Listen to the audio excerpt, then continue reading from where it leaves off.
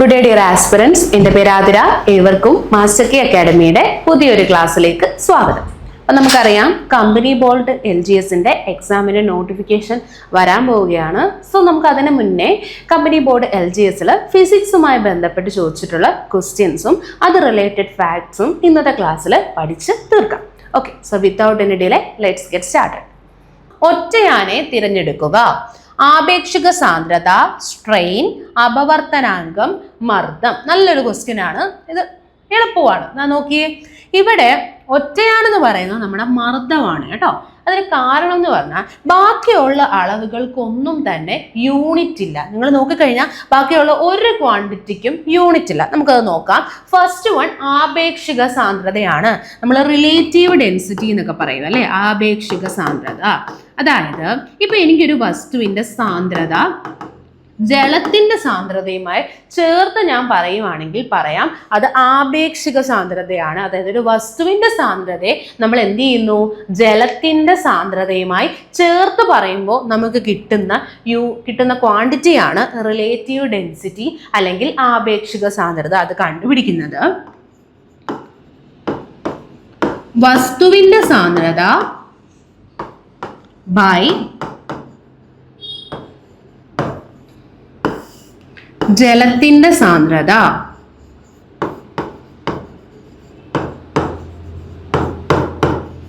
വസ്തുവിന്റെ സാന്ദ്രതയെ ജലത്തിന്റെ സാന്ദ്രത കൊണ്ട് ഹരിക്കുമ്പോൾ കിട്ടുന്ന ക്വാണ്ടിറ്റിയാണ് ആപേക്ഷിക സാന്ദ്രത. വസ്തുവിന് എത്രമാത്രം സാന്ദ്രത ഉണ്ടെന്ന് നമ്മൾ ആദ്യം കാൽക്കുലേറ്റ് ചെയ്യുക. അതിനെ നമ്മൾ എന്ത് ചെയ്യണം, ജലത്തിന്റെ സാന്ദ്രത. ശ്രദ്ധിക്കുക, ജലത്തിന്റെ സാന്ദ്രത എന്ന് പറയുമ്പോൾ 4 ഡിഗ്രി സെൽഷ്യസിലെ ജലത്തിന്റെ സാന്ദ്രതയാണ് നമ്മൾ നോക്കുന്നത്. ഓക്കെ, അപ്പൊ ഇപ്പൊ എൻ്റെ കയ്യിൽ ഞാനിപ്പം നമ്മുടെ ടെക്സ്റ്റ് തന്നെ പറയുന്നതെന്ന് പറഞ്ഞാൽ ഉപ്പ് വെള്ളത്തിന്റെ കേസാണ് പറയുന്നത്. ഉപ്പ് വെള്ളത്തിന്റെ സാന്ദ്രത എന്ന് പറയുമ്പോൾ നമ്മൾ ഉപ്പ് വെള്ളം എടുക്കുന്നു. അപ്പൊ നമ്മൾ ആദ്യം അതിന്റെ സാന്ദ്രത കണ്ടുപിടിക്കണമെങ്കിൽ ഉപ്പ് വെള്ളത്തിന് എത്ര സാന്ദ്രത ഉണ്ടെന്ന് നോക്കുന്നു. അപ്പൊ എനിക്ക് കിട്ടും അത് 1025 ആണ്. ഇതാണ് ഉപ്പ് വെള്ളത്തിന്റെ സാന്ദ്രത. അപ്പൊ നമ്മുടെ ഇക്വേഷൻ എന്താ, വസ്തുവിന്റെ സാന്ദ്രത ബൈ ജലത്തിന്റെ സാന്ദ്രത. ജലത്തിന്റെ സാന്ദ്രത എത്രയാണ്, 1000 ആണ്. 1000 ആണ് ജലത്തിന്റെ സാന്ദ്രത. 1000 എപ്പോഴാണ്, ഓർത്തു വെക്കണേ, 4 ഡിഗ്രി സെൽഷ്യസിലാണ് ജലത്തിന്റെ സാന്ദ്രത നമ്മൾ 1000 എന്ന് പറയുന്നത്. ആ 4 ഡിഗ്രി സെൽഷ്യസ് വളരെ ഇമ്പോർട്ടൻ്റ് ആണ്. ജലത്തിന്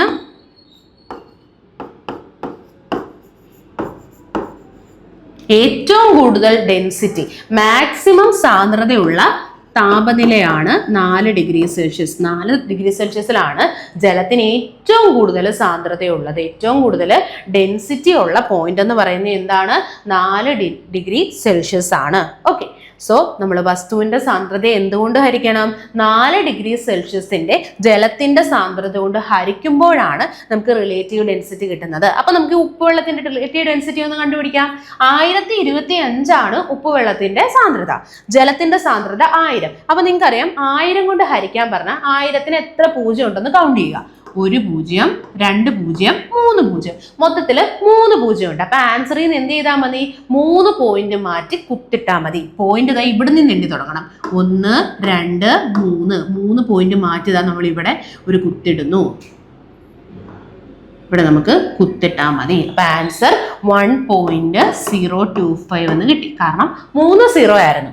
1 2 3. അപ്പൊ 3 പോയിന്റ് മാറ്റുക. 1 2 3. മൂന്നാമത്തെ പോയിന്റിന് തൊട്ട് മുന്നേ നമ്മൾ എന്തിട്ടാൽ മതി, ഒരു ഡോട്ട് ഇട്ടാൽ മതി. അപ്പൊ നമ്മുടെ ആൻസർ കിട്ടും. അപ്പോൾ ഉപ്പ് വെള്ളത്തിന്റെ ആപേക്ഷിക സാന്ദ്രത 1.025 ആണ്. അപ്പൊ ഇതാ നിങ്ങൾ നോക്കിയേ, ഇവിടെയും സാന്ദ്രത താഴെയും സാന്ദ്രത രണ്ടും ഒരേ ആളല്ലേ. അപ്പൊ മുകളിലും സാന്ദ്രത കിട്ടി, താഴെയും സാന്ദ്രത കിട്ടി. സാന്ദ്രതയുടെ യൂണിറ്റ് എന്താ, സാന്ദ്രത എന്ന് പറഞ്ഞാൽ unit kilogram by metre cube ആണ്. കാരണം നമ്മുടെ സാന്ദ്രത കണ്ടുപിടിക്കുന്നത്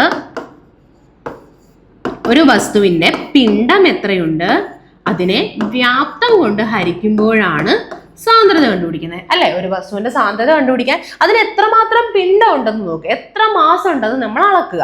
അതിന്റെ വ്യാപ്തം കൊണ്ട് എത്രമാത്രം വോളിയം ഉണ്ടെന്ന് അളക്കുക. അപ്പൊ ഇതിനെ രണ്ടും ഹരിച്ചാൽ നമുക്ക് എന്ത് കിട്ടും, സാന്ദ്രത കിട്ടും. വസ്തുവിന്റെ പിണ്ഡത്തെ അതിന്റെ വോളിയം കൊണ്ട് ഹരിച്ചാൽ നമുക്ക് എന്ത് കിട്ടും, സാന്ദ്രത കിട്ടും. സോ കിലോഗ്രാം, നമ്മൾ പിണ്ഡം എപ്പോഴും കിലോഗ്രാമിലാണ് അളക്കുന്നത്. ബൈ ഈ സിമ്പിൾ ബൈ. ഇനി വോളിയം, വ്യാപ്തം നമ്മൾ എങ്ങനെയാണ് മെഷർ ചെയ്യുന്നത്? വ്യാപ്തം മീറ്റർ ക്യൂബിലാണ് മെഷർ ചെയ്യുന്നത്. ഏരിയ മീറ്റർ സ്ക്വയറിലും വ്യാപ്തം മീറ്റർ ക്യൂബിലും. അപ്പൊ അതാ കിലോഗ്രാം ബൈ മീറ്റർ ക്യൂബ് ആണ് സാന്ദ്രതയുടെ യൂണിറ്റ്. അപ്പൊ ഞാൻ വസ്തുവിന്റെ സാന്ദ്രത അളന്നു, അപ്പൊ എനിക്കത് കിലോഗ്രാം പെർ മീറ്റർ ക്യൂബിൽ കിട്ടി. പിന്നെ ജലത്തിന്റെ സാന്ദ്രതയും എന്തിൽ തന്നെ കിട്ടും? Kilogram per metre cube. അപ്പൊ ഇത് മൊത്തത്തിൽ അങ്ങ് വെട്ടിപ്പോത്തില്ലേ? അപ്പൊ എന്തെങ്കിലും യൂണിറ്റ് ഉണ്ടോ? ഇല്ല. അപ്പൊ ആപേക്ഷിക സാന്ദ്രതയ്ക്ക് യൂണിറ്റ് ഒന്നും തന്നെ ഇല്ല, no unit. Okay, next one strain ആണ്. സ്ട്രെയിൻ, അപ്പൊ നമ്മൾ നേരത്തെ സ്ട്രെസ് പഠിച്ചല്ലോ. ഇനി നമുക്ക് എന്താണ് സ്ട്രെയിൻ എന്ന് നോക്കാം. അതായത് ഇവിടെ ഒരു കമ്പി ഇരിക്കുന്നു, ഇങ്ങനെ ഒരു കമ്പി. ഈ കമ്പി 10 സെന്റിമീറ്റർ നീളമുള്ള ഒരു കമ്പിയാണെന്ന് വിചാരിക്കാം. 10 സെന്റിമീറ്റർ നീളമുള്ള ഒരു കമ്പി എൻ്റെ കയ്യിൽ ഇരുന്നു. എന്നിട്ട് ഈ കമ്പിയുടെ അറ്റത്ത് ഞാൻ കൊണ്ടുവന്ന് ഞാനൊരു കുഞ്ഞു വെയിറ്റ് ഇട്ടു, ഞാനൊരു കൊച്ചു വെയിറ്റിനകത്ത് ഇട്ടു. അപ്പൊ എനിക്ക് കാണാൻ പറ്റി കമ്പിയുടെ നീളം ഇപ്പൊ 18 സെന്റിമീറ്റർ ആയിട്ട് മാറി. അതായത് നമ്മളൊരു വെയിറ്റ് ഇടുമ്പോൾ നമുക്കറിയാലോ, നമ്മളൊരു കമ്പിയുടെ അറ്റത്ത് കൊണ്ടുവന്ന് ഇപ്പൊ ഒരു കുഞ്ഞാണി വല്ലതും ഉണ്ട്, അതിനകത്തോട് നിങ്ങൾ ഒരു വെയിറ്റ് തൂക്കി ഇട്ട് കഴിഞ്ഞാൽ നിങ്ങൾക്ക് കാണാൻ പറ്റും ഈ കമ്പി അങ്ങ് നീളം കൂടുന്നതായിട്ട് കാണാൻ പറ്റും അല്ലെ, കമ്പിയുടെ ലെങ്ത് കൂടും. അപ്പൊ ഇവിടെ കമ്പിയുടെ നീളം കൂടി, 10 എന്നുള്ള ആള് 18 മാറി. അങ്ങനെയാണെങ്കിൽ ഇവിടെ എത്രമാത്രം നീളത്തിന് വ്യത്യാസം ഉണ്ടായേ? 10 18 8 സെന്റിമീറ്റർ ആണ് നീളം വർദ്ധിച്ചത്.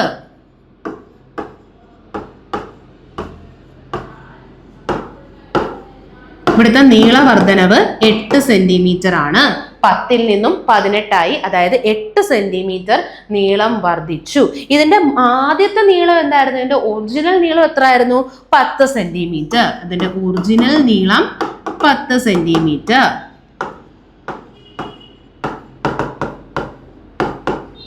ഓക്കെ, അപ്പൊ നീളവർദ്ധനവിനെ ഒറിജിനൽ നീളം കൊണ്ട് ഹരിക്കുമ്പോൾ എനിക്ക് കിട്ടുന്നതാണ് ഇവിടുത്തെ സ്ട്രെയിൻ എന്ന് പറയുന്നത്. ഓക്കെ, അതായത് ഒരു സംഭവം നമ്മൾ ഇട്ടപ്പം ആ വസ്തുവിന്റെ നീളത്തിന് എത്ര മാറ്റം വന്നു? നീളത്തിന് വന്ന മാറ്റം 10ൽ നിന്നും 18 8 സെന്റിമീറ്റർ ആണ് മാറിയത്. ആ നീളവർദ്ധനവിനെ ഒറിജിനൽ നീളം, ഒറിജിനലി അതിന് എത്ര നീളമുണ്ട് അതുകൊണ്ട് ഹരിക്കുന്നു. അപ്പൊ എനിക്ക് എന്ത് കിട്ടി? ഇവിടുത്തെ സ്ട്രെയിൻ കിട്ടും. അപ്പൊ നിങ്ങൾ നോക്കിയേ, 8 എന്ന് പറയുന്നത് നമ്മൾ സെന്റിമീറ്ററിലാണ് അളക്കുന്നത്, നീളം ഒറിജിനലും സെന്റിമീറ്ററിലാണ് അളക്കുന്നത്. അപ്പൊ ഇത് രണ്ടും അങ്ങ് വെട്ടിപ്പോകുമ്പോൾ എന്തെങ്കിലും യൂണിറ്റ് ഉണ്ടോ? സ്ട്രെയിൻ എന്തില്ല? യൂണിറ്റ് ഇല്ല കേട്ടോ. അപ്പൊ നമ്മൾ ഇവിടെ നീളത്തിൽ വരുന്ന സ്ട്രെയിന്റെ രീതിയിലാണ് പറഞ്ഞിരിക്കുന്നത്. അതായത് ഇവിടെ നമ്മൾ നീളം നോക്കുവാണെങ്കിൽ ആദ്യം ഒരു നീളം ഉണ്ടായി, ആ നീളം വർദ്ധിച്ചു. അപ്പൊ എത്രമാത്രം വർദ്ധിച്ചു? ബൈ ഒറിജിനൽ നീളം കൊണ്ട് ഹരിക്കുന്നു. ഇനി നമുക്കിതുപോലെ ഏരിയയിൽ പറയാം, എത്രമാത്രം ഏരിയ വർധനം ഉണ്ടായി ബൈ ഒറിജിനൽ ഏരിയ, അതും എന്താണ്? സ്ട്രെയിൻ ആണ്. ഇനി അല്ലെങ്കിൽ എത്രമാത്രം വ്യാപ്തം വർദ്ധിച്ചു ബൈ ഒറിജിനൽ വ്യാപ്തം, ഇത് എന്ത് തന്നെയാണ്? സ്ട്രെയിൻ ആണ്. അപ്പൊ നിങ്ങൾക്ക് എല്ലാത്തിനും മനസ്സിലായി സ്ട്രെയിൻ എന്ത് കാണില്ല? യൂണിറ്റ് കാണില്ല. കാരണം ഏരിയ വർധനം എടുത്തു, ഒറിജിനൽ ഏരിയ കൊണ്ട് ഹരിച്ചു. അപ്പൊ രണ്ടും മീറ്റർ സ്ക്വയറിലല്ലേ നമ്മൾ ഏരിയ അളക്കുന്നത്.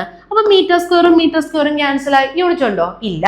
ഇനിയിപ്പോ നിങ്ങൾ വോളിയം വർധനം എടുക്കുന്നു, അതിന്റെ ആദ്യ വോളിയം കൊണ്ട് ഹരിക്കുന്നു. ഇവിടെയും വോളിയത്തിന്റെ വർധനവ്, അത് മീറ്റർ ക്യൂബിലാണ് നമ്മൾ എഴുതുന്നത്.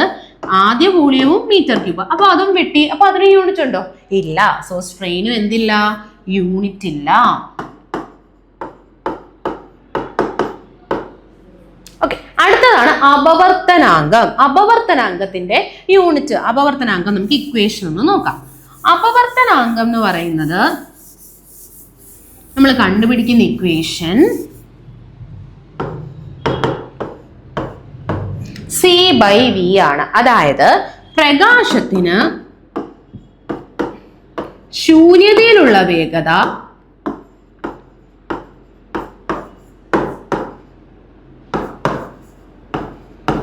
ഉള്ള വേഗതയെ മാധ്യമത്തിനുള്ള വേഗത കൊണ്ട് ഹരിക്കുക.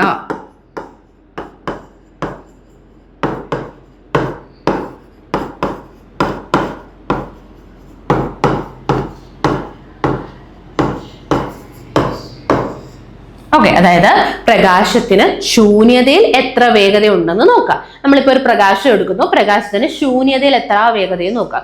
യൂഷ്വലി പ്രകാശത്തിന് ശൂന്യതയിലുള്ള വേഗതയുടെ വാല്യൂ എപ്പോഴും എല്ലാവർക്കും കോൺസ്റ്റന്റ് വാല്യൂ ആണ്. അതിന്റെ വാല്യൂ പഠിച്ചു നോക്കുക. 3 × 10⁸ മീറ്റർ പെർ സെക്കൻഡ്. അതിന്റെ വാല്യൂ 3 × 10⁸ മീറ്റർ പെർ സെക്കൻഡ് ആണ്. അപ്പോൾ പ്രകാശത്തിന് ശൂന്യതയിലുള്ള വേഗതയെ നമ്മൾ എന്ത് ചെയ്യുന്നു?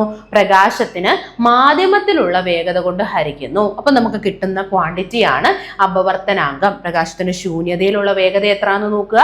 പിന്നെ ഓരോ മാധ്യമത്തിലും നമുക്കറിയാം പ്രകാശത്തിന്റെ വേഗത വ്യത്യസ്തമായിരിക്കും. അപ്പൊ ആ മാധ്യമത്തിൽ ഇപ്പൊ നമ്മൾ ജലം എടുക്കുകയാണെങ്കിൽ ജലത്തിൽ എത്രമാത്രം വേഗതയുണ്ട്, അല്ലെങ്കിൽ വായു എടുക്കുന്നു, വായുവിൽ എത്രമാത്രം വേഗതയുണ്ട്, അല്ലെങ്കിൽ ഇപ്പൊ നമ്മൾ ഡയമണ്ട് എടുക്കുന്നു, ഡയമണ്ടിൽ എത്രമാത്രം വേഗതയുണ്ട്. അപ്പോൾ ആദ്യം നമ്മൾ ചെയ്യുന്നത് ശൂന്യതയിൽ എത്ര വേഗതയുണ്ടെന്ന് കണ്ടുപിടിക്കുന്നു, ബൈ മാധ്യമത്തിലുള്ള വേഗത കണ്ടുപിടിക്കുമ്പം കിട്ടുന്ന ഇക്വേഷൻ ആണ് അപവർത്തനാങ്കം എന്ന് പറയുന്നത്. അപ്പൊ നിങ്ങൾ നോക്കിയേ, നമ്മൾ പ്രകാശത്തിൽ ശൂന്യതയിലും കണ്ടെത്തുന്നത് വേഗതയാണ്, മാധ്യമത്തിലും കണ്ടെത്തുന്നത് വേഗതയാണ്. അപ്പൊ നമുക്കറിയാം വേഗതയെ നമ്മൾ മീറ്റർ പെർ സെക്കൻഡിലാണല്ലേ അളക്കുന്നത്, ബൈ താഴെയും മീറ്റർ പെർ സെക്കൻഡിലാണ് അളക്കുന്നത്. അപ്പൊ രണ്ടും ക്യാൻസൽ ആവുമ്പം എന്തെങ്കിലും യൂണിറ്റ് ഉണ്ടോ? ഇല്ല, യൂണിറ്റ് ഇല്ല. പല പരീക്ഷയ്ക്കും ചോദിക്കുന്നതാണ് ഈ യൂണിറ്റ് ഇല്ലാത്തവരെ തന്നിട്ട് ഒറ്റയാനെ കണ്ടെത്തുക. കാരണം പലർക്കും ഈ ഒരു ക്വസ്റ്റ്യൻ ചിലർക്ക് അറിയാത്തവർ കാണാം, അറിയുന്നവരും കാണാം. അപ്പൊ ഇത് ഇവർക്ക് ഭയങ്കര ഇഷ്ടപ്പെട്ട ഒരു ക്വസ്റ്റ്യനാണ്. ആരാണ് ഇതിനകത്ത് യൂണിറ്റ് എന്ത്, അല്ലെങ്കിൽ ഡയറക്റ്റ് ചോദിക്കാം അപവർത്തനാങ്കത്തിന്റെ യൂണിറ്റ് എന്താണ്, അല്ലെങ്കിൽ സ്ട്രെയിന്റെ യൂണിറ്റ് എന്താണ്. കാരണം ഇവർക്കൊന്നും തന്നെ യൂണിറ്റ് ഇല്ല. ഓക്കെ, സോ അത് ഓർത്ത് വെക്കുക, അപവർത്തനാങ്കത്തിന് യൂണിറ്റ് ഇല്ല. അങ്ങനെയാണെങ്കിൽ നമുക്ക് മർദ്ദം കണ്ടുപിടിക്കാം. നമുക്കറിയാം മർദ്ദത്തിന് യൂണിറ്റ് ഉണ്ട് അല്ലെ. മർദ്ദത്തിന്റെ യൂണിറ്റ് ആണ് എന്ത്? പാസ്കൽ. മർദ്ദത്തിന്റെ യൂണിറ്റ് ആണ് പാസ്കൽ. സോ മർദ്ദത്തിന് മാത്രം ഇവിടെ എന്തുണ്ട്? യൂണിറ്റ് ഉണ്ട്. സോ നമ്മുടെ ക്വസ്റ്റ്യൻ ഇതായിരുന്നു, ഒറ്റയാനെ തിരഞ്ഞെടുക്കുക. ആപേക്ഷിക സാന്ദ്രത സ്ട്രെയിൻ, അതുപോലെ തന്നെ അപവർത്തനാങ്കം മർദ്ദം. ആൻസർ മർദ്ദമാണ്. കാരണം മർദ്ദത്തിന് പാസ്കൽ എന്ന യൂണിറ്റ് ഉണ്ട്. പക്ഷേ ആപേക്ഷിക സാന്ദ്രതയ്ക്കും സ്ട്രെയിനും അപവർത്തനാങ്കത്തിനും എന്തില്ല?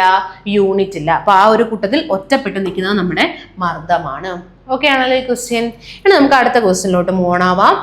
ഒരു ലെൻസിൽ നിന്നും 30 സെന്റിമീറ്റർ അകലെയായി 3 സെന്റിമീറ്റർ ഉയരമുള്ള വസ്തു വെച്ചപ്പോൾ 60 സെന്റിമീറ്റർ അകലെയായി രൂപപ്പെടുന്ന യഥാർത്ഥ പ്രതിബിംബത്തിന്റെ ഉയരം എത്ര? യഥാർത്ഥ പ്രതിബിംബത്തിന്റെ ഹൈറ്റ് എത്ര എന്നുള്ള ഒരു ക്വസ്റ്റ്യൻ ആണ് ചോദിച്ചിരിക്കുന്നത്. നല്ലൊരു ക്വസ്റ്റ്യൻ ആണ്, അല്പം ചെയ്യാൻ നല്ല രീതിയിലുള്ള ഒരു ക്വസ്റ്റ്യനുമാണ്. അതുകൊണ്ട് ശ്രദ്ധിച്ചിരിക്കുക. അപ്പം നമ്മളിവിടെ ലെൻസിനെ പറ്റിയാണ് അറിഞ്ഞിരിക്കേണ്ടത്. അപ്പൊ നമ്മൾ കുറച്ച് ബേസിക് ആയിട്ടുള്ള കാര്യങ്ങൾ അറിഞ്ഞാൽ മാത്രമേ ഈ ഒരു ക്വസ്റ്റ്യൻ നിങ്ങൾക്ക് ചെയ്യാൻ പറ്റും. അപ്പൊ നിങ്ങൾ ആദ്യം അറിഞ്ഞിരിക്കേണ്ടത്, നമ്മൾ 2 തരത്തിലുള്ള ലെൻസുകളുണ്ട്. ഒന്ന് കോൺവെക്സ് ലെൻസ്. ഞാൻ ഇപ്പൊ ഇങ്ങനെ കൊടുത്തില്ല, നമുക്ക് ഇങ്ങനെ കൈ കൂപ്പി വെക്കുന്ന രീതിയിലുള്ള ലെൻസുകളാണ് കോൺവെക്സ് ലെൻസ്. ആ ഒരു ഷേപ്പിലിരിക്കുന്ന ലെൻസാണ് കോൺവെക്സ് ലെൻസ്. ഇനി ഇതുപോലെ തന്നെ മറ്റൊരു തരം ലെൻസാണ് കോൺകേവ് ലെൻസ്. ഇങ്ങനെ ഇരിക്കും. ഇതാണ് കോൺകേവ് ലെൻസ്. കോൺവെക്സ് ലെൻസും ഉണ്ട്, അതോടൊപ്പം തന്നെ നമുക്ക് കോൺകേവ് ലെൻസും ഉണ്ട്. അപ്പൊ 2 തരത്തിലുള്ള ലെൻസുകൾ ഉണ്ടെന്ന് ഓർത്ത് വെക്കുക. ഇനി നമ്മൾ അറിഞ്ഞിരിക്കേണ്ടത്, ഈ ലെൻസുകളിൽ ഇവിടെ പറയുന്നു 30 സെന്റിമീറ്റർ അകലെയായിട്ട് 3 സെന്റിമീറ്റർ ഉയരമുള്ള ഒരു വസ്തുവാണ് നമ്മൾ വെക്കുന്നത്. ഓക്കെ, അപ്പൊ അതാ നോക്കിയേ, ഞാനിപ്പോൾ ഇവിടുത്തെ കേസിൽ നമ്മുടെ കോൺവെക്സ് ലെൻസ് എടുക്കുകയാണ്. നമ്മുടെ ക്വസ്റ്റ്യനിൽ സ്പെസിഫൈഡ് ആയിട്ട് പറയുന്നില്ല കോൺകേവ് ആണോ കോൺവെക്സ് ആണോ എന്ന് കൃത്യമായി പറയുന്നില്ല. അതുകൊണ്ട് ഞാൻ ഇവിടെ ഇപ്പൊ ഒരു കോൺവെക്സ് ലെൻസ് ആണ് കേട്ടോ എടുക്കുന്നത്. അപ്പൊ ഇതിൽ നിന്നും ഒരു 30 സെന്റിമീറ്റർ അകലെ. അപ്പൊ നമ്മൾ എപ്പോഴും ആലോചിക്കുക, നിങ്ങൾ അറിഞ്ഞിരിക്കേണ്ട, നമ്മൾ പണ്ട് പഠിച്ചിട്ടുള്ളതായിരിക്കും, XY ആക്സിസ് വെച്ചിട്ട് നെഗറ്റീവ് വാല്യൂ വരുമോ പോസിറ്റീവ് വാല്യൂ വരുമോ എന്നുള്ള കേസ് നമ്മളൊന്ന് അറിഞ്ഞിരിക്കണം. അതായത് ഇപ്പൊ നമ്മൾ ഇങ്ങനൊരു ആക്സിസ് വരയ്ക്കുമ്പോൾ നമ്മൾ പണ്ട് പഠിച്ചിട്ടുണ്ട്, നമ്മുടെ സെന്ററിൽ നിന്നും, ഈ സെന്ററിൽ നിന്നും ഇടത്തോട്ട് വരുന്ന റീഡിങ്ങുകളെല്ലാം തന്നെ നെഗറ്റീവ് ആയിരിക്കും. നമ്മൾ മൈനസ് ഇട്ടായിരിക്കും ഇടത്തോട്ട് വരുന്ന റീഡിങ്ങിനെ കൊടുക്കുന്നത്. ഓക്കെ, ഇനി ഈ സെന്ററിൽ നിന്നും വലത്തോട്ട് വരുന്നതിനെ നമ്മൾ പോസിറ്റീവ് ഇട്ട്, സെന്റർ നമ്മൾ ഒറിജിൻ ആയിട്ട് എടുത്താൽ, സെന്റർ നമ്മൾ ഒറിജിൻ ആണ് എടുക്കുന്നത്, 0 0 എടുത്താൽ ലെഫ്റ്റിലോട്ട് വരുന്ന എല്ലാം നെഗറ്റീവും റൈറ്റിലോട്ട് വരുന്നത് പോസിറ്റീവ്. ഇനി നമ്മൾ ഓർത്തോ, Y ആക്സിസിന്റെ കേസ് നിങ്ങൾക്ക് ഓർമ്മയില്ലേ? Y ആക്സിസിൽ ഇതിൽ നിന്നും മുകളിലോട്ട് വരുന്ന എല്ലാം പോസിറ്റീവും താഴോട്ട് വരുന്ന എല്ലാം നെഗറ്റീവും ആയിരിക്കും. അപ്പൊ 2 കേസസ് ഓർത്ത് വെക്കുക. നമ്മളിപ്പോൾ ഒരു ആക്സിസ് വരയ്ക്കുമ്പോൾ ലെഫ്റ്റിലോട്ട് വരുന്നതെല്ലാം നെഗറ്റീവും റൈറ്റിലോട്ട് വരുന്നതെല്ലാം പോസിറ്റീവും ആണ്. ഇനി മുകളിലോട്ട് വരുന്നതും പോസിറ്റീവ് ആണ്, താഴോട്ട് വരുന്നത് എന്തായിരിക്കും? നെഗറ്റീവ് ആയിരിക്കും. ഇത്രയും കേസസ് നമ്മൾ ഓർത്ത് വെക്കുക. ഓക്കെ, അപ്പൊ ഇതുപോലെ തന്നെ അപ്പൊ നമ്മൾ അവിടെ ഒറിജിൻ പറഞ്ഞു, പക്ഷെ ഇവിടെ നമ്മൾ പറയാൻ പോകുന്നത് പ്രകാശിക കേന്ദ്രമാണ്, അല്ലെങ്കിൽ ഒപ്റ്റിക്കൽ സെന്റർ ആണ്. പ്രകാശിക കേന്ദ്രം അല്ലെങ്കിൽ ഒപ്റ്റിക് സെന്റർ എന്ന് പറയും കേട്ടോ.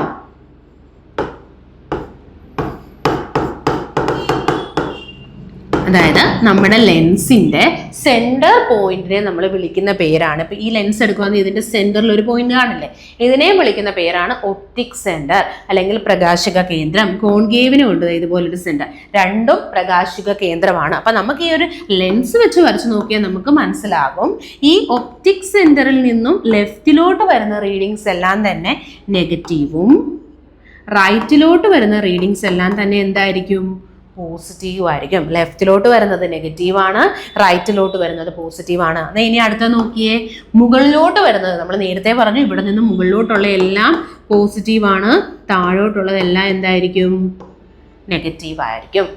ഓക്കെ, അതൊന്ന് അറിഞ്ഞിരിക്കണം. ഇനി ഇവിടെ പറയുന്നു നമ്മളൊരു ലെൻസ് എടുക്കുന്നു, അതിൽ നിന്ന് 30 സെന്റിമീറ്റർ അകലെയായിട്ട് ഒരു വസ്തു. ഇപ്പൊ എല്ലായ്പ്പോഴും നമ്മൾ ദർപ്പണങ്ങളുടെ കേസ് ചെയ്താലും ലെൻസിന്റെ കേസ് ചെയ്താലും നമ്മൾ ഈ ഒബ്ജക്റ്റിനെ, വസ്തുവിനെ അതിനെ മുന്നിൽ വെക്കണം. ഇപ്പൊ ഇവിടെ ഒരു ദർപ്പണമായിരുന്നെങ്കിലും നമ്മൾ മുന്നിലായിട്ട് വേണം വസ്തുവിനെ വെക്കാൻ. വസ്തു എപ്പോഴും മുന്നിലാണ് ഇരിക്കുന്നത്. അപ്പൊ നമുക്ക് ഇവരുടെ ദൂരം ഒന്ന് അളക്കാം.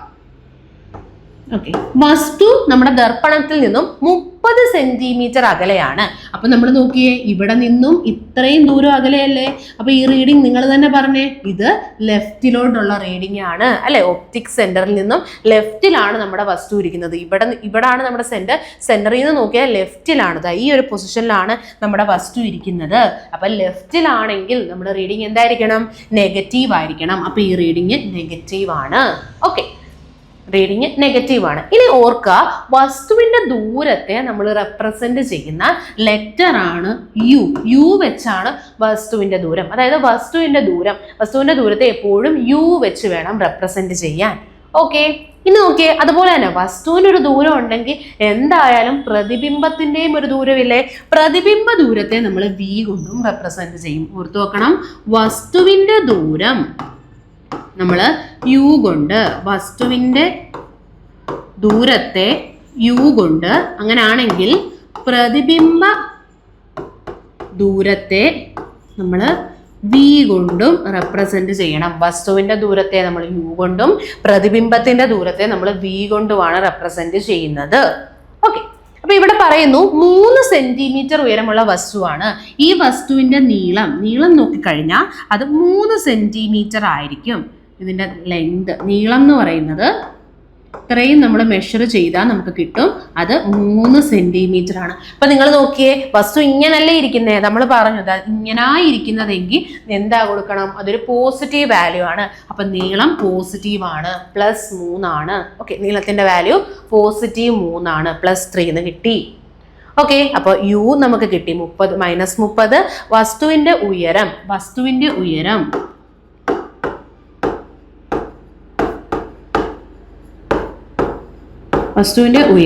3 ആണ്.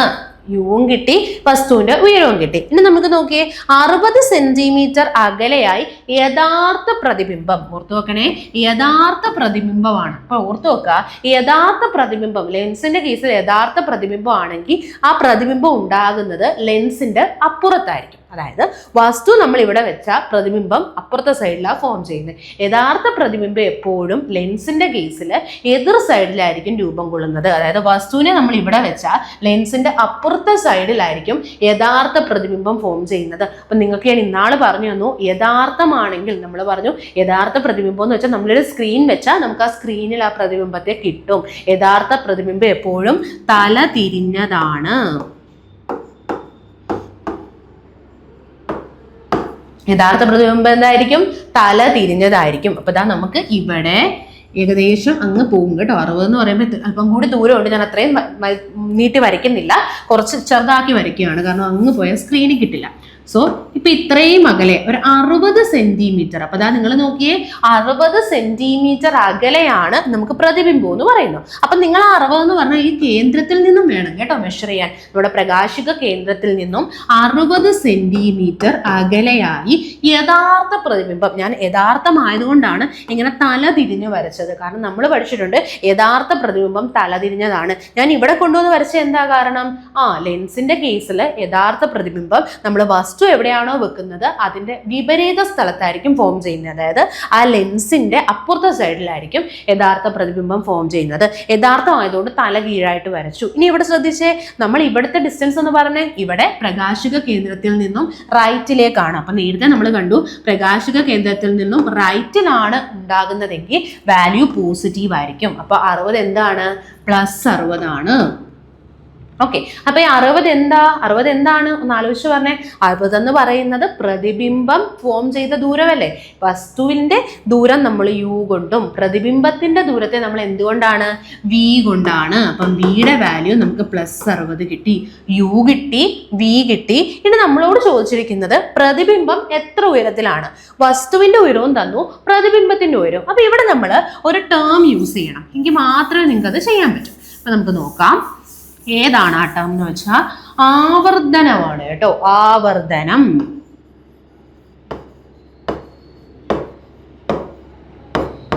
ആവർത്തനം എന്ന് പറഞ്ഞാൽ വസ്തുവിന്റെ HI/HO, ഇതാണ് ഷോർട്ട് ഇക്വേഷൻ. അങ്ങനെ ആലോചിച്ചാൽ മതി. HI/HO അതായത് height of image by height of object എന്നാണ്. ഇമേജിന് എത്രമാത്രം ഉയരമുണ്ട്, നമ്മുടെ പ്രതിബിംബം ഇമേജ് എത്രമാത്രം ഹൈറ്റ് ഉണ്ട് ബൈ വസ്തുവിന് എത്രമാത്രം ഹൈറ്റ് ഉണ്ട്.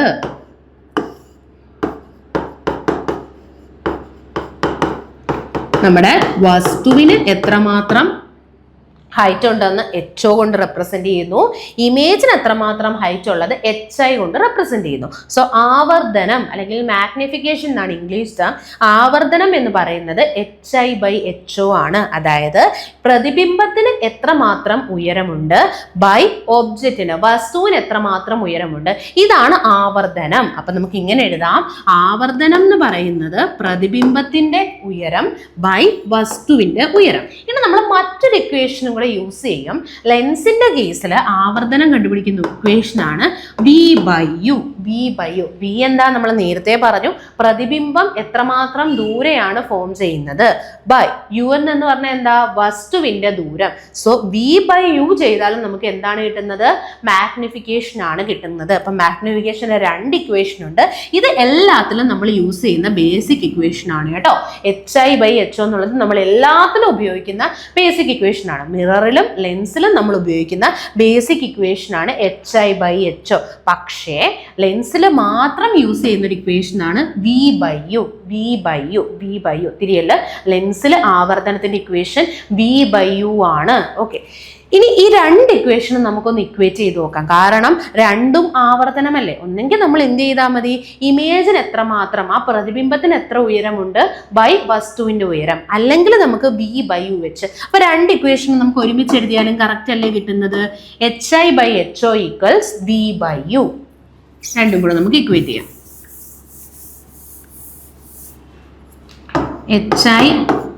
HI/HO equals v/u. HI/HO എന്ന് പറയുന്നത് v/u ആണ്. ദാറ്റ് ഈസ് നമുക്ക് കണ്ടുപിടിക്കേണ്ടത് പ്രതിബിംബത്തിന്റെ ഉയരം. HI ആണ് കണ്ടുപിടിക്കേണ്ടത്. HI അവിടെ ഇടുക. HO വസ്തുവിന്റെ ഉയരം. വസ്തുവിന്റെ ഉയരം എത്ര ആണ്? 3 ആണ്. വസ്തു നേരെയാണ് നിൽക്കുന്നത്, അതുകൊണ്ട് +3. അതുകൊണ്ട് ഞാൻ പ്ലസ് ഇടുന്നില്ല, 3 മാത്രം എഴുതി. ഓക്കെ, ഇനി v എന്ന് പറയുന്നത് പ്രതിബിംബത്തിന്റെ ദൂരം. v നമുക്ക് തന്നിട്ടുണ്ട് 60 ആണ്. പ്രതിബിംബത്തിന്റെ ദൂരം 60 ആണ് ബൈ, ഇനി വസ്തുവിന്റെ ദൂരം അത് -30 ആണ്. മൈനസ് അവിടെ കിടക്കട്ടെ. ഓക്കെ, ഈ 0 നമുക്ക് വെട്ടിക്കളയാം. അപ്പൊ ഇവിടെ എന്തുണ്ട്? 6/-3. HI/3 equals 6/-3. രണ്ടിടത്തെയും 0 ഞാനങ്ങ് വെട്ടിക്കളഞ്ഞു. ഇനി 6നെ 3 കൊണ്ടൊന്ന് ഹരിച്ചേ. 6നെ 3 കൊണ്ട് ഹരിക്കുമ്പോൾ നമുക്ക് 2 എന്ന് കിട്ടും അല്ലേ? 2 മാത്രം എഴുതാൻ പറ്റുമോ? ഇല്ല, ഒരു മൈനസ് ഓൾറെഡി ഉണ്ട്. ആ മൈനസ് നമ്മൾ കൊടുക്കണം. നമുക്ക് ഇപ്പൊ കിട്ടിയ ഉത്തരത്തിൽ ആ മൈനസ് കൂടെ കൊടുക്കണം. അപ്പം -2. HI/3 എന്ന് പറയുന്നത് -2 ആണ്. അങ്ങനെ ആണെങ്കിൽ നമുക്ക് ഈ HIയെ ഒരു സൈഡിൽ ഇടാം. അതാ നോക്കിയേ, HI/3 -2 ആണ്. അപ്പൊ നമുക്ക് HI മാത്രം ഇവിടെ കിടന്നാൽ മതി. ഇവിടെ നോക്കിയേ 3നെ നമ്മൾ ഹരിച്ചിരിക്കുമല്ലേ, അപ്പൊ ഇക്വേഷൻ അപ്പുറം പോകുമ്പോൾ എന്താവും, അത് ഗുണിക്കും. ദാറ്റ് ഈസ് -2 ഗുണം 3. നമുക്ക് -6 എന്ന് കിട്ടും. ഇവിടെ എന്താ മൈനസ് വന്നേ, മൈനസ് നമ്മൾ പറഞ്ഞു ഇമേജിന്റെ ഹൈറ്റ് മൈനസ് കിട്ടി. -6 കിട്ടിയെന്ന് പറഞ്ഞാൽ ഇമേജ് ഇതാ ഇങ്ങനെ തല തിരിഞ്ഞായിരിക്കും രൂപം കൊള്ളുന്നത്. ഇവിടെ തല തിരിഞ്ഞല്ലേ, നമ്മൾ നേരത്തെ പറഞ്ഞു ആ ഒരു നമ്മൾ വരയ്ക്കുമ്പം ഒപ്റ്റിക് സെന്ററിൽ നിന്നും താഴോട്ടാണെങ്കിൽ നെഗറ്റീവ് വരും. ഇവിടെ തല തിരിഞ്ഞത് കൊണ്ടാണ് നെഗറ്റീവ് വന്നത്. ഓപ്ഷനിൽ ചിലപ്പം നെഗറ്റീവ് തരത്തില്ല, പക്ഷെ നിങ്ങൾ ആലോചിക്കുക നെഗറ്റീവ് വന്നാൽ തല തിരിഞ്ഞതാണ്. ഇമേജിന്റെ വാല്യൂ നമുക്ക് നെഗറ്റീവ് കിട്ടി, അതായത് തല തിരിഞ്ഞതാണ്. പോസിറ്റീവ് ആയിരുന്നെങ്കിൽ അത് നേരെ ഇരിക്കും. ഓക്കെ, പോസിറ്റീവ് ആണെങ്കിൽ നേരെ ഇരിക്കും, നെഗറ്റീവ് ആണെങ്കിൽ തല തിരിഞ്ഞതാണ്. തല തിരിയാൻ കാരണം ഇവിടെ ഫോം ചെയ്തത് യഥാർത്ഥ പ്രതിബിംബമാണ്. യഥാർത്ഥ പ്രതിബിംബം എപ്പോഴും തല തിരിഞ്ഞതായിരിക്കും. അപ്പൊ നമ്മുടെ ഉത്തരം -6 മൈനസ് കൊടുക്കില്ല, ചിലപ്പോഴേ കൊടുക്കൂ. അപ്പൊ നമ്മുടെ ഓപ്ഷനിലുള്ള ആൻസർ ഇതാണ്ട് 6 ആണ്. ക്വസ്റ്റ്യൻ മനസ്സിലായോ? നല്ലൊരു ക്വസ്റ്റ്യൻ ആണ്, നിങ്ങൾ നന്നായിട്ട് ചെയ്ത് പഠിക്കുക. ഹയർ ലെവൽ ക്വസ്റ്റ്യൻസ് നമുക്ക് എക്സ്പെക്ട് ചെയ്യാം കേട്ടോ. ഓക്കെ, ഇത്രയും ഓക്കെ അല്ലേ? അപ്പൊ നമുക്കിനി അടുത്ത ക്വസ്റ്റ്യനിലോട്ട് പോവാം. ആവർത്തനത്തിന്റെ യൂണിറ്റ് എന്താണ്? കണ്ടോ, ഓരോ ക്വസ്റ്റ്യൻ പേപ്പറിലും റിലേറ്റഡ് ആയിട്ടുള്ള കാര്യങ്ങൾ തന്നെയാണ് ചോദിക്കുന്നത്. ഇപ്പൊ നമ്മൾ ആവർത്തനം വെച്ചിട്ടൊരു കാര്യം പഠിച്ചു, അത് പഠിച്ചത് കൊണ്ട് ഈ ഒരു ക്വസ്റ്റ്യൻ നിങ്ങൾക്ക് എളുപ്പം ചെയ്യാം അല്ലേ? ആവർത്തനം, അപ്പൊ നമുക്കറിയാം ആവർത്തനം എന്ന് പറയുന്നത് ഇമേജിന്റെ ഹൈറ്റും നമ്മൾ എടുക്കുന്ന ഒരു വസ്തു, നമ്മളൊരു വസ്തു ലെൻസിൽ എടുത്തോട്ടെ അല്ലെങ്കിൽ നമ്മളൊരു ദർപ്പണത്തിൽ എടുത്തോട്ടെ, രണ്ട് കേസിലും വസ്തുവിന്റെ ഇമേജ്, ആ ഒരു പ്രതിബിംബം ഉണ്ടാകുമ്പം അതിന്റെ ഹൈറ്റിനെ നമ്മൾ ഒബ്ജക്റ്റിന്റെ ഹൈറ്റ് കൊണ്ട് ഡിവൈഡ് ചെയ്യുമ്പോൾ നമുക്ക് കിട്ടുന്ന ആളാണ് ആവർത്തനം. ഓക്കെ, ആവർത്തനം. ഇനി മിററിന്റെ കേസിലും ലെൻസിന്റെ കേസിലും ഇതിന്റെ വാല്യൂ കൂടെ ഒന്ന് ജസ്റ്റ് നോക്കാം. നമ്മളൊരു ദർപ്പണം എടുക്കുന്നു, ഞാനൊരു കോൺകേവ് ദർപ്പണം എടുക്കുന്നു, കോൺവെക്സ് ദർപ്പണം എടുക്കുന്നു, അല്ലെങ്കിൽ ഒരു പ്ലെയിൻ ദർപ്പണം എടുക്കുന്നു. ഏതൊരു ദർപ്പണം എടുത്താലും ആവർത്തനത്തിന്റെ വാല്യൂ -v/u ആണ്. മൈനസ് വരും, -v/u. v എന്ന് പറഞ്ഞാൽ നമുക്കറിയാം പ്രതിബിംബം ഫോം ചെയ്ത ദൂരം, ബൈ u എന്ന് പറഞ്ഞാൽ എന്താ, വസ്തുവിന്റെ ദൂരം. സോ -v/u ആണ് മിററിന്റെ കേസിൽ. ഇനിയിപ്പം നമ്മൾ ഒരു ലെൻസ് എടുക്കുവാണെങ്കിൽ മാഗ്നിഫിക്കേഷന്റെ വാല്യൂ v/u ആണ്. ഓർത്ത് നോക്കണേ, ലെൻസ് എടുത്ത v/u, മിറർ എടുത്ത -v/u. ലെൻസിന്റെ കേസിൽ v/u മാത്രം, മിററിന്റെ കേസിലാണെങ്കിൽ -v/u വരും. ഇത്രയും ഓക്കെ അല്ലേ? ഓക്കെ, പക്ഷെ ഓർത്ത് നോക്കുക, മിറർ ആയിക്കോട്ടെ ലെൻസ് ആയിക്കോട്ടെ രണ്ടിടത്തും ഈ ഒരു ഇക്വേഷൻ കോമൺ ആണ്. മിററിനും ലെൻസിനും HIയും HOയും തന്നാൽ ഈ ഇക്വേഷൻ രണ്ടിടത്തും കോമൺ ആണ്. HI/HO ചെയ്താൽ മതി. ഇമേജ് എത്രമാത്രം ഹൈറ്റ് ഉണ്ട് ബൈ ഒബ്ജക്റ്റ് എത്രമാത്രം ഹൈറ്റ് ഉണ്ട്. ഇനിയിപ്പം നിങ്ങൾക്ക് വിയും യുവും തന്നാൽ നിങ്ങൾ ഓർത്ത് നോക്കുക, മിററിന്റെ കേസിൽ ഒരു മൈനസ് വാല്യൂ വരും, -v/u. മിററിന്റെ കേസിൽ -v/u, ലെൻസിന്റെ കേസിൽ v/u. ലെൻസിന്റെ കേസിൽ v/u. ഓക്കെ, അപ്പൊ നമ്മുടെ ക്വസ്റ്റ്യൻ ആവർത്തനത്തിന്റെ യൂണിറ്റ് എന്ത്? അപ്പൊ നമ്മൾ നോക്കിയേ, നമ്മുടെ ഇക്വേഷൻ നമുക്കറിയാം HI/HO ആണ്. ഇമേജിന്റെ ഹൈറ്റ്, ഒബ്ജക്റ്റിന്റെ ഹൈറ്റ്. നമുക്കറിയാം ഹൈറ്റ് സെന്റിമീറ്ററിലാണ് യൂഷ്വലി നമ്മൾ ഈ ലെൻസും മിററും ചെയ്യുമ്പോൾ. മീറ്ററിലൊന്നും നമുക്ക് ദൂരം കിട്ടില്ല, അത്രയ്ക്ക് വലിയ ഒബ്ജക്റ്റ് അല്ല നമ്മൾ എടുക്കുന്നത്, കുഞ്ഞു ഒബ്ജക്റ്റുകളായിരിക്കും, സെന്റിമീറ്ററിലായിരിക്കും. അപ്പൊ ഞാനിപ്പോൾ എനിക്കൊരു 2 സെന്റിമീറ്റർ ഹൈറ്റ് ഇമേജിന്റെ ഹൈറ്റ് കിട്ടി. ഒബ്ജക്റ്റ് ആണെങ്കിൽ 1 സെന്റിമീറ്റർ ആണെന്ന് വിചാരിക്കാം. ഓക്കെ, അപ്പൊ ഈ സെന്റിമീറ്ററും ക്യാൻസൽ ആകുമ്പോൾ എന്തെങ്കിലും യൂണിറ്റ് ഉണ്ടോ? ഇല്ല, യൂണിറ്റ് ഇല്ല. അപ്പൊ യൂണിറ്റ് ഇല്ലാത്ത കുറച്ച് അളവുകൾ നേരത്തെ നമ്മൾ പഠിച്ചില്ലേ, അതിന്റെ കൂടി ഇതും കൂടെ ഓർത്ത് വെക്കുക. ഒന്നാമത്തെ യൂണിറ്റ് ഇല്ലാത്ത അളവെന്ന് പറയുന്നത് അപവർത്തനാങ്കം, റിഫ്രാക്റ്റീവ് ഇൻഡെക്സ്. നെക്സ്റ്റ് കേസ് എന്ന് പറയുന്നത് ആപേക്ഷിക സാന്ദ്രത, റിലേറ്റീവ് ഡെൻസിറ്റി. മൂന്നാമത് നമ്മളിപ്പോൾ പഠിച്ച ആരെയാണ്? ആവർത്തനം അല്ലെങ്കിൽ മാഗ്നിഫിക്കേഷൻ എന്നും ചോദിക്കാം കേട്ടോ. മാഗ്നിഫിക്കേഷൻ ഇംഗ്ലീഷ് ടേം അതാണ്, അതുകൂടെ ഓർത്ത് വെക്കണേ. ആവർത്തനത്തിന് എന്തില്ല? യൂണിറ്റ് ഇല്ല. ആവർത്തനത്തിനും യൂണിറ്റ് ഇല്ല. നാലാമത് നമ്മൾ പഠിച്ചത് സ്ട്രെയിൻ ആണ്. സ്ട്രെയിനും എന്തില്ല? യൂണിറ്റ് ഇല്ല. ഓർത്ത് വെക്കണേ ഇത്രയും കാര്യങ്ങൾ. ഓക്കെ, ഇനി നിങ്ങൾക്കറിയാം മീറ്റർ എന്തിന്റെ യൂണിറ്റ് ആണ്? ദൂരം, സ്ഥാനാന്തരം ത്തിന്റെ യൂണിറ്റ് മീറ്റർ ആണ്. മീറ്റർ/സെക്കൻഡ് വേഗത അല്ലെങ്കിൽ പ്രവേഗം, രണ്ടിന്റെയും മീറ്റർ/സെക്കൻഡ് ആണ്. സെക്കൻഡ് സമയമാണ്. ഓക്കെ, നെക്സ്റ്റ് ക്വസ്റ്റ്യൻ, ഹ്രസ്വദൃഷ്ടി പരിഹരിക്കാൻ ഉപയോഗിക്കുന്ന ലെൻസ് ഏത്? ഹ്രസ്വദൃഷ്ടിയുടെ ഇംഗ്ലീഷ് ടേം എന്ന് പറഞ്ഞാൽ ഷോർട്ട് സൈറ്റ്. ഓക്കെ, അപ്പം നമുക്ക് കേട്ടിട്ടുണ്ടായിരിക്കും short sight, long sight, myopia, hypermetropia, presbyopia, ഇങ്ങനെയൊക്കെ അല്ലേ. അത് ജസ്റ്റ് എളുപ്പമാണ്, സിമ്പിളാണ്, നമുക്കൊന്ന് ഓർത്ത് വെക്കാം. ഷോർട്ട് സൈറ്റ്, അപ്പൊ പേര് തന്നെയുണ്ട്, ഷോർട്ട് ആയിട്ടുള്ളത് കാണാം, ഷോർട്ട് സൈറ്റ് അല്ലെ, ഷോർട്ട് ആയിട്ടുള്ളതിന് കാഴ്ചയുണ്ട്, സൈറ്റ് ഉണ്ട്. അതായത് അടുത്തുള്ളതിനെ കാണാം, അകലെ ഉള്ളതിനെ കാണാൻ പറ്റാത്ത അവസ്ഥയാണ് ഹ്രസ്വദൃഷ്ടി. നമുക്ക് അടുത്തുള്ളവരെല്ലാം നല്ല ക്ലിയർ ആയിട്ട് കാണാൻ പറ്റും, പക്ഷെ നല്ല ദൂരത്ത് നിൽക്കുന്ന ഒരാളെ നമുക്ക് ക്ലിയർ ആയി കാണാൻ പറ്റില്ല. ഈ ഒരു അസുഖത്തിന്റെ പേരാണ് ഹ്രസ്വദൃഷ്ടി, അല്ലെങ്കിൽ നമ്മൾ ഷോർട്ട് സൈറ്റ് എന്ന് പറയും. ഇതിന് മറ്റൊരു പേരുണ്ട്, ഒരു സയന്റിഫിക് ടേം ഉണ്ട്, അതാണ് മയോപ്പിയ. കേട്ടോ, ചിലപ്പോൾ മയോപ്പിയ എന്നായിരിക്കും ചോദിക്കുന്നത്. അപ്പൊ ആലോചിക്കുക, മയോപ്പിയ അല്ലെങ്കിൽ ഹ്രസ്വദൃഷ്ടി എന്ന് പറഞ്ഞാൽ അടുത്തുള്ളതിനെ കാണാം, പക്ഷെ നമുക്ക് ദൂരെയുള്ളതിനെ കാണാൻ പറ്റില്ല. ഈ ഷോർട്ട് സൈറ്റ് അല്ലെങ്കിൽ മയോപ്പിയ നമ്മൾ പരിഹരിക്കാൻ ഉപയോഗിക്കുന്ന ലെൻസ് ഏത് എന്ന് ചോദിച്ചാൽ പറയണം കോൺകേവ് ലെൻസ്. കോൺകേവ് ലെൻസിന്റെ സഹായത്തോടു കൂടി, അതായത് നമുക്കിപ്പോൾ ആർക്കെങ്കിലും ഷോർട്ട് സൈറ്റ് ഉണ്ടെങ്കിൽ നമ്മുടെ നമ്മൾ കണ്ണാടി വെക്കും അല്ലേ, ആ കണ്ണാടിക്കകത്ത് കോൺകേവ് ലെൻസ് ആയിരിക്കും അവർ ഉപയോഗിക്കുന്നത്. അപ്പോൾ കോൺകേവ് ലെൻസ് ഉപയോഗിച്ച മയോപ്പിയ പരിഹരിക്കാം. ഈ ഒരു ക്ലൂ വെച്ച് നിങ്ങൾ ഓർത്താൽ മതി കേട്ടോ. മൈ കേവ് എന്ന് ആലോചിച്ചാൽ മതി. മൈ കേവ്, മൈ എന്ന് പറഞ്ഞാൽ മയോപ്പിയ ഉള്ള ആള് കേവ് എന്ന് പറയുമ്പോൾ കോൺകേവ് ലെൻസ് യൂസ് ചെയ്താൽ മതി. മയോപ്പിയ, ഷോർട്ട് സൈറ്റ്, ഹ്രസ്വദൃഷ്ടിയുള്ള ആൾ എന്ത് യൂസ് ചെയ്യണം? കോൺകേവ് ലെൻസ് യൂസ് ചെയ്യണം. അപ്പം മയോപ്പിയ അല്ലെങ്കിൽ ഷോർട്ട് സൈറ്റ്, അടുത്തുള്ളത് കാണാം, ദൂരെയുള്ളത് കാണാൻ പറ്റില്ല. ഏത് ലെൻസ് യൂസ് ചെയ്യണം? കോൺകേവ്. എന്നാൽ അടുത്തത് നോക്കിയേ, ഇനി നമുക്ക് ലോങ് സൈറ്റ് ഒന്ന് നോക്കാം. ലോങ്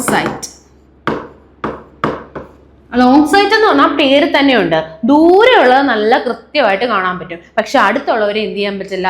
കൃത്യമായി കാണാൻ പറ്റില്ല. ഈ ഒരു ഡിഫക്റ്റ് ആണ് ലോങ് സൈറ്റ് എന്ന് പറയുന്നത്. അപ്പൊ ലോങ് സൈറ്റിന് പറയുന്ന സയന്റിഫിക് ടേം എന്ന് പറയുന്നത് ഹൈപ്പർ മെട്രോപ്പിയ.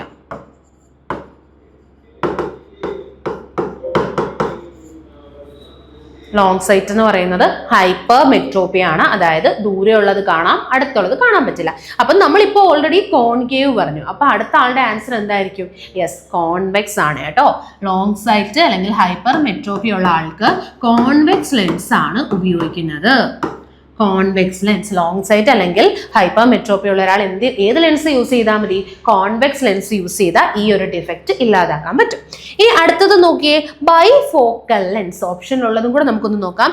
ബൈഫോക്കൽ ലെൻസ് എന്ന് പറഞ്ഞാൽ പ്രസ്ബയോപ്പിയ ഉള്ള ആളുകൾ ഉപയോഗിക്കുന്നതാണ് കേട്ടോ. പ്രസ്ബയോപ്പിയ, അതായത് പ്രസ്ബയോപ്പിയ എന്ന് പറയുന്നത് നമ്മൾ പ്രായമുള്ളവർ, ഇപ്പം നമ്മൾ ഏജ്ഡ് ആയിട്ടുള്ള ആളുകൾ നോക്കിയാൽ അവർക്കുണ്ടാകുന്ന അവർക്കുണ്ടാകുന്ന ലോങ് സൈറ്റിനെ നമ്മൾ വിളിക്കുന്ന പേരാണ് പ്രസ്ബയോപ്പിയ. പ്രായമുള്ളവരിൽ ഉണ്ടാകുന്ന ലോങ് സൈറ്റ്, അതായത് പ്രായമുള്ളവരിലും ദൂരെയുള്ളതിനെ കാണാൻ പറ്റുന്നില്ല, പക്ഷേ അടുത്തുള്ളതിനെ കാണാം. ഇതിനെ നമ്മൾ പറയുന്നതാണ്, ദൂരെയുള്ളതിനെ കാണാൻ പറ്റും, അടുത്തുള്ളതിനെ കാണാൻ പറ്റുന്നില്ല എന്നുള്ള ഡിസീസ് ആണ് ലോങ് സൈറ്റ് അല്ലേ. ദീർഘദൃഷ്ടി എന്നാണ് കേട്ടോ മലയാളം. ലോങ് സൈറ്റ്, ദീർഘദൃഷ്ടി അല്ലെങ്കിൽ ഹൈപ്പർ മെട്രോപ്പിയ. അപ്പൊ ദൂരെയുള്ളതിനെ കാണാം, ഓക്കെ. പക്ഷെ ഇത് തന്നെ ഏജ്ഡ് ആയിട്ടുള്ള ആൾക്കാർ നമ്മൾ വന്നാൽ പറയും പ്രസ്ബയോപ്പിയ. അതായത് പ്രായമില്ലാത്ത ഒരാൾക്ക് ലോങ് സൈറ്റ് വന്നാൽ നമ്മൾ പറയും ലോങ് സൈറ്റ് തന്നെയാണ്, ദൂരെയുള്ളതിനെ കാണാൻ പറ്റും, അടുത്തുള്ളതിനെ കാണാൻ പറ്റില്ല, നിങ്ങൾക്ക് ലോങ് സൈറ്റ് ആണ്. പക്ഷേ ഇച്ചിരി പ്രായമുള്ള ആൾക്കാരിൽ, ഏജ്ഡ് ആയിട്ടുള്ള പീപ്പിളിൽ വന്നാൽ നമ്മൾ അതിനെ പറയുന്ന പേരാണ് പ്രസ്ബയോപ്പിയ. എന്തെന്ന് പറയും? പ്രസ്ബയോപ്പിയ. അപ്പൊ ആലോചിച്ചാൽ മതി, ഏജ്ഡ് ആയിട്ടുള്ള ആളുകളിൽ ഉണ്ടാകുന്ന ലോങ് സൈറ്റിനെ നമ്മൾ പറയുന്ന പേരാണ് പ്രസ്ബയോപ്പിയ. ഈ സമയം നമ്മൾ യൂസ് ചെയ്യുന്ന ലെൻസ് ആണ് ബൈഫോക്കൽ ലെൻസ് അല്ലെങ്കിൽ മൾട്ടിഫോക്കൽ ലെൻസ്. രണ്ടും യൂസ് ചെയ്യും കേട്ടോ. ബൈഫോക്കൽ ലെൻസ് അല്ലെങ്കിൽ മൾട്ടിഫോക്കൽ ലെൻസ് ആണ് നമ്മളിവിടെ യൂസ് ചെയ്യുന്നത്. ബൈഫോക്കൽ ആണ് കൂടുതലും ചോദിച്ചു കണ്ടിട്ടുള്ളത്. ഓക്കെ, നെക്സ്റ്റ് നോക്കിയേ, സിലിണ്ടറിക്കൽ ലെൻസ്. സിലിണ്ടറിക്കൽ ലെൻസ് എന്ന് പറഞ്ഞാൽ ചില ആളുകൾക്ക് നമുക്ക് കാണാൻ പറ്റും ഈ ഒരുപോലെ നമ്മൾ ഇങ്ങനെ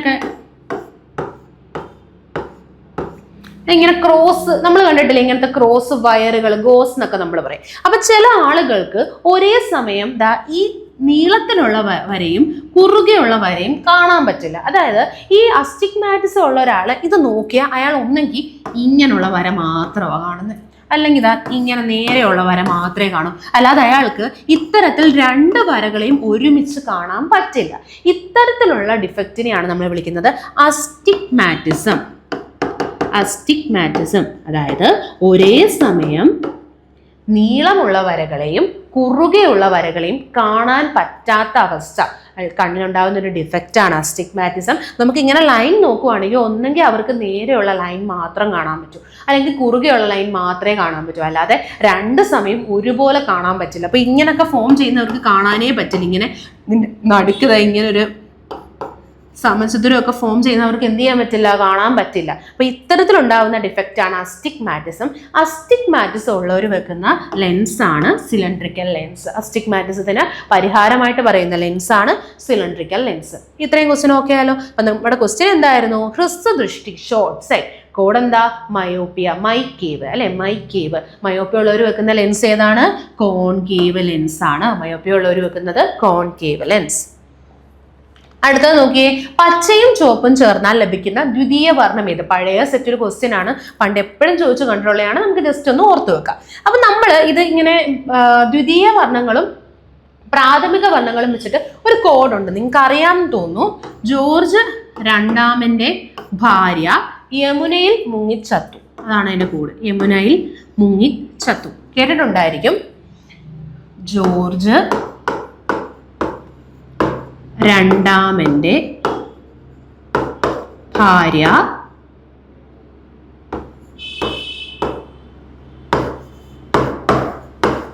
യമുനയിൽ മുങ്ങി ചത്തു. ഇതാണ് നമ്മുടെ കോഡ്. ജോർജ് രണ്ടാമന്റെ ഭാര്യ യമുനയിൽ മുങ്ങി ചത്തു. അപ്പൊ ഈ ജോർജ് എന്ന് പറയുമ്പോൾ ജി അല്ലേ?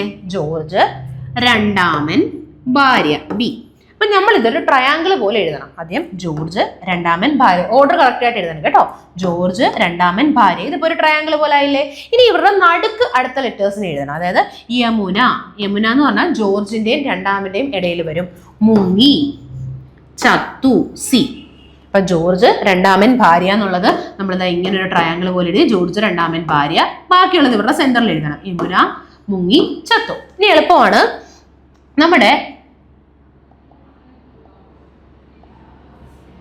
ഇവിടെ നമ്മുടെ ജി എന്ന് പറയുന്നത് ജോർജ്, ജി എന്ന് നമ്മൾ ഉദ്ദേശിക്കുന്നത് ഗ്രീൻ ആണ് കേട്ടോ. ഗ്രീൻ, പച്ച.